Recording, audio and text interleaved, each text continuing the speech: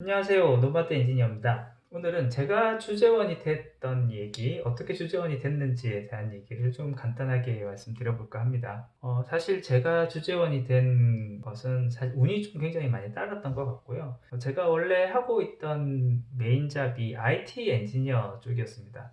근데 이 IT 엔지니어, 저희 회사에서의 IT 엔지니어 중에서 의외로 영어 점수를 가지고 있는, 최소한의 어학 점수를 가지고 있는 인원이 생각보다 많지가 않았어요. 그렇다 보니까 한 명의 주재원이 갑자기 필요한 상황이 됐는데 어학 요건이 되는 사람이 없다 보니 제가 기회를 잡고 나올 수 있게 됐었고요. 근데 만약에 제 어학 실력으로 다른 부서, 예를 들면 영업이라든지 기획 관련 부서였으면은 제 실력으로 주재원으로 나오는 그 풀에 선택이 되거나 하진 않았었을 것 같습니다. 일단 첫 번째 조건이 일단 이걸 것 같아요.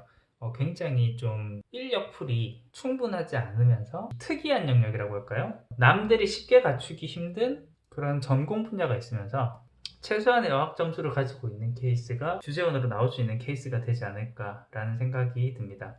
이런 영역이 생각보다 지금 IT 영역에 있는 인원들 중에 그렇게 어학에 좀 자신 있어 하는 친구들이 많지가 않은 것도 좀 사실이고요. 생산 현장을 관리하는 엔지니어들, 생산 엔지니어들 같은 경우도 의외로 현장에 있는 그 이슈들 쫓아다니기 급하다 보니 자기 어학 점수를 잘 못 따는 경우가 좀 많습니다. 현장을 많이 뛰어다녀서 나의 어학 점수나 이런 것들 좀 챙기기 힘든 친구들 중에서 최소한의 어학 점수를 가진 케이스가 이렇게 주재원으로 나올 수 있는 좀 케이스로 적용이 되는 것 같더라고요. 그리고 두 번째로는 실제 주재원들이 많이 나오는 부문, 뭐 관리나 기획 부문 또는 영업 부문들 같은 경우에는 다들 영어 실력이 굉장히 좀 좋은 상황이죠. 우선 이제 어학이 굉장히 좋은 상황에서 그럼 그 중에서 누구를 보낼 것이냐라는 상황이 됐을 때는요, 인력풀이 충분한 경우라면 약간 어학 실력이 상대적으로 좀 약하다고 하더라도 협업을 잘하는 사람들을 보통 보냅니다. 좀 허드렛 일도 다 맡아서는 좀 총무 역할을 하는 사람,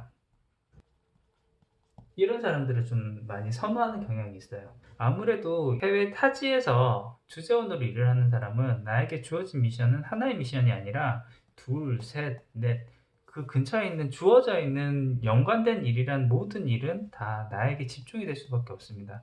근데 이런 일이 있었을 때 난 내일만 할 거야. 대신 내일 하나는 똑바로 하겠지만 난 내일 하나만 할 거야. 요런 그런 업무 스타일을 가지고 있는 친구들에 비해서는 이 일 저 일 할 거 없이 일단은 나한테 가지고 와. 내가 한번 정리를 해볼게. 이와 같은 업무를 하는 친구들을 선호할 수밖에 없습니다. 왜냐하면 워낙 많은 일들이 예상하지 못했던 많은 일들이 터지고 주인 없는 일들이 많이 생기는데 그 일에 대해서 정리해주는 사람이 필요하기 때문에 주재원으로 확인된 경우가 많기 때문입니다.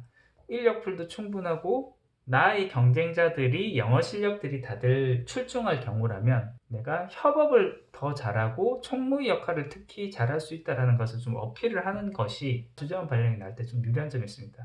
또 동시에 보통 주재원으로 근무하게 될 그 해외법인 담당자들과의 인맥을 좀 쌓아두는 것이 필요합니다. 어떻게 보면 굉장히 좀 편파적이고 그럴 수도 있겠지만 결국은 이 나를 주재원으로 쓰겠다라고 하는 사람들은 결국 그 해외 법인에서 같이 일할 담당자들이 이 직종에 이 사람이 필요한데 이 사람 보내주세요 라고 하는 부분까지 컨펌이 나야지 되거든요. 그렇기 때문에 내가 가고자 하는 해외 법인의 기존 근무자들과 어떤 사전 커뮤니케이션을 통해서 내 편으로 미리 만들어 놓는 이런 작업들이 좀 필요하지 않을까라는 생각을 해봅니다. 예, 전 운이 좋게 주재원 발령이라는 기회를 근처 상황과 이 조건이 잘 맞아 들어가서 좀 잘 나온 편이라서요. 사실 이 부분들을 설명을 드리기가 조금 어려운 부분들도 좀 있긴 한데요. 어느 경로를 통해서 주재원으로 발령이 난다 하시더라도 이 주재원으로 나오게 되면은 그 점 하나는 가슴속에 뒀으면 좋겠습니다.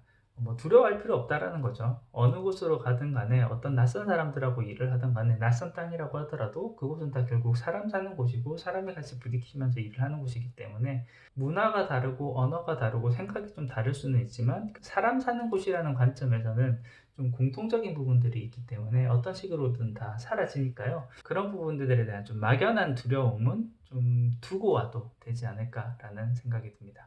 예, 오늘 준비한 것은 여기까지고요. 조금이라도 도움이 되셨다면 구독과 좋아요 부탁드립니다. 끝까지 들어주셔서 감사합니다.